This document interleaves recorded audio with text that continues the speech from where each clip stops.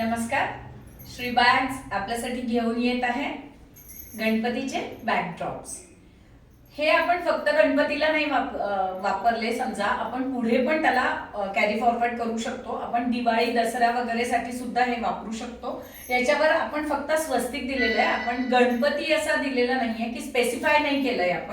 आपण कुठल्याही सणाला आपण त्याला वापरू शकतो. याच्याकडे आपला तोरण आपण याला अटॅचच दिलेलं आहे, त्याच्यामुळे आपल्याला याला वेगळं तोरण लावायची गरज नाहीये. आणि त्याच्यामध्ये आपल्याकडे कलर्स आणि व्हरायटी आपण कस्टमाइज करून देतो. त्याच्यानंतर हे आपल्याकडे सेम खणाचे आपण लटकन टाइप बनवले आहेत. तर हे आपण दोन साईडला इकडे आपण असं लावलेले, हे आपण काढून आपण आपल्या डोअरला पण टांगू शकतो. त्याच्यानंतर आपल्याकडे एक आहे, हे म्हणजे कमळाचं आसन आहे. तर हे कमळाचं आसन, आता तुम्हाला हे कमळ मिटलेलं दिसतंय. आता आपण त्याचा बेल्ट काढला की ते पूर्ण फुललेलं दिसणार. असंच हे आपण चौरंगासाठी बनवलेलं आहे. सेम आपण हे चौरंगाचं हे दुसरं पण आसन आहे. याच्यात पण आपल्याकडे भरपूर व्हरायटी आहे. कलर कॉम्बिनेशन तुम्हाला जसं पाहिजे तसं कस्टमाइज करून मिळेल.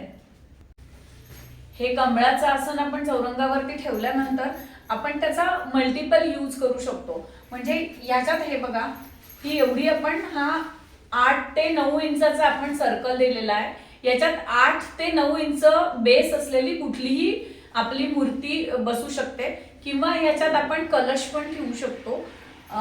फक्त गणपतीसाठीच म्हणून नाही, तर आपण नवरात्रात कलश ठेवून नवदुर्गा जे स्थापना करतो, आपण घटस्थापना करतो, त्याच्यासाठी पण याचा उपयोग होतो. त्याच्या पुढे लगेच मार्गशीर्षात आपलं खंडोबाचं नवरात्र येतं, त्याचा सुद्धा कलश आपण त्याच्यावरती ठेवून आपण करू शकतो.